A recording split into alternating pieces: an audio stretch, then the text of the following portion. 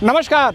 देखिए, बड़े दुर्भाग्य की बात है कि अगर हमें ट्रैफिक नियमों का पालन करना जो है प्रशासन द्वारा सिखाया जाता है तो इससे बड़ी बात क्या हो सकती है। निश्चित ही हमें ध्यान देना चाहिए कि हमारा स्पीड लिमिट एक तय हो और सीट बेल्ट का प्रयोग करें, हेलमेट का प्रयोग करें। लेकिन इसके अलावा एक दूसरी बात भी है कि अगर प्रशासन द्वारा अपने अधिकारों का दुरुपयोग किया जाता है तो उसको भी नज़रअंदाज नहीं किया जाना चाहिए।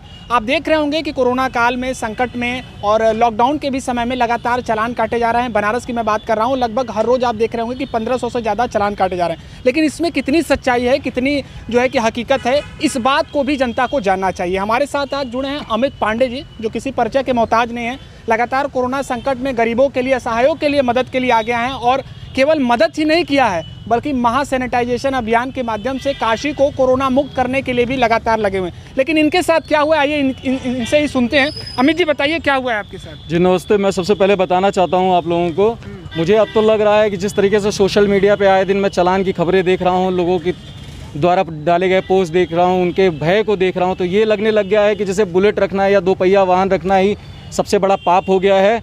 मैं आपको बता देना चाहता हूँ 4 तारीख को मेरा एक पड़ोसी है, चूँकि मेरे पूर्व में मेरा एक्सीडेंट हुआ था इसलिए मैं वाहन कम ही चलाता हूँ, ज़्यादातर वही वाहन चलाता है मेरा। तो वो मम्मी की दवा लेने के लिए आशापुर चौराहे की तरफ जा रहा था। पांडेपुर चौराहे के नीचे सीओ कैंट मुश्ताक अहमद जी के नेतृत्व में वहाँ पे गाड़ी चेकिंग का अभियान चल रहा था।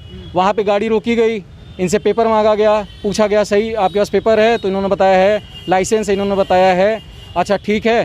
तो फिर इनसे 500 रुपये की डिमांड की गई। इन्होंने बोला पैसा किस बात का, जब सब कुछ हमारे पास है, मास्क लगाया है हमने, हेलमेट लगाया है हमने, सब कुछ लिया है, तो फिर किस बात के लिए चलान। तो उन्होंने बोला गाड़ी सीज करो। तो इस लड़के ने बताया कि भैया भाजपा से जुड़े हैं, भैया संघ से जुड़े हैं, उनकी गाड़ी है। अच्छा, भाजपाइयों की गाड़ी है तो और चालान होगा। मतलब ये एक IPS अधिकारी जो एक कुर्सी पे बैठा हुआ है, वो उसके इस तरीके के शब्द की भाजपाइयों की गाड़ी हो, इस तरीके से बोलना।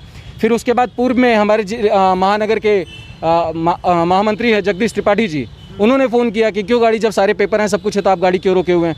उन्होंने बोला नहीं भैया पेपर चेक कर लिया है, सब कुछ चेक कर लिया, ठीक है, हम इनकी गाड़ी छोड़ दे रहे हैं। गाड़ी घर आ जाती है, आप अपना CDR निकाल के चेक कीजिए, आप CDR में पाएंगे कि गाड़ी किस लोकेशन में है। उसके बाद 2 घंटे बाद चालान आ जाता है मोबाइल पे कि 7800 रुपये का चालान काटा गया है, रेड लाइट तोड़ते हुए दिखाया गया है, उसमें लाइसेंस ना दिखाया गया है कि लाइसेंस नहीं था। ये क्या मानदंड है आपका? किन नियमों का उल्लंघन हुआ है, पहले ये बताइए। इन्होंने साफ तौर पे, मैं आपको दिखाऊंगा कि इन्होंने डाला है कि no use specified traffic signals by the driver.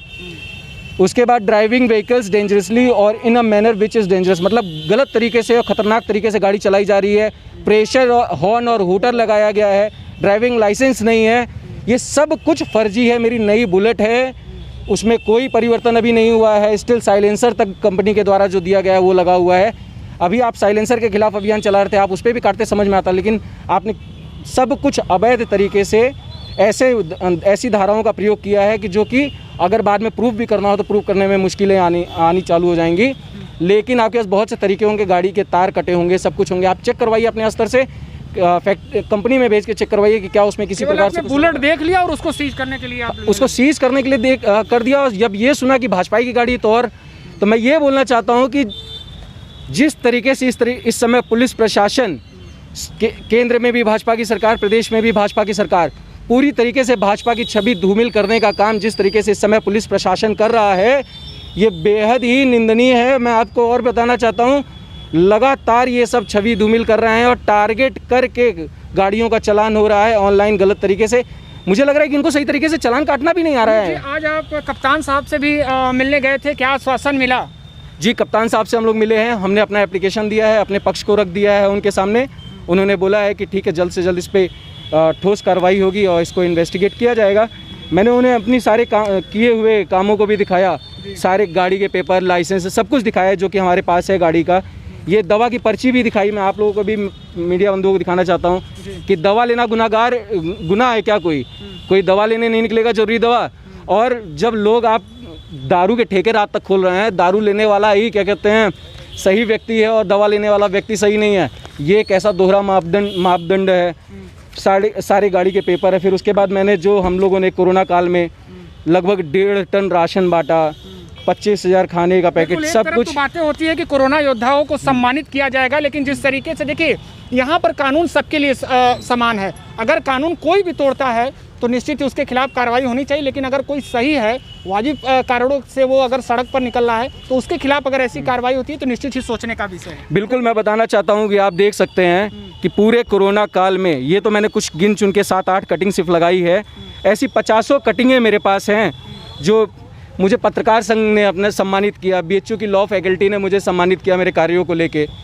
अनवरत दिन रात 25 मार्च से पूरे क्षेत्र में सेवा करते रहे, न जात देखा न पात देखा, दिन रात सिर्फ मानव सेवा की है हमने। और इस तरीके से मेरे साथ इस तरीके की घटना होना, तो जब मेरे साथ ये घटना हो सकती है तो आम जन के साथ, गरीब जनता के साथ क्या हो रहा होगा? वो बेचारे पैसा कहाँ से देंगे? बिल्कुल, यही तो सोचने का विषय। देखिए अमित जी, किसी भी कागज़ का या फिर पर्चे की बात नहीं है। हमने देखा है कि आपने ज़मीनी स्तर पर क्या काम किया, अभी भी आप लगे हुए हैं, लेकिन सवाल यहाँ पर वो है कि आम जनता जिस तरीके से पीड़ित है उसको कब न्याय मिलेगा? अमित जी को कब न्याय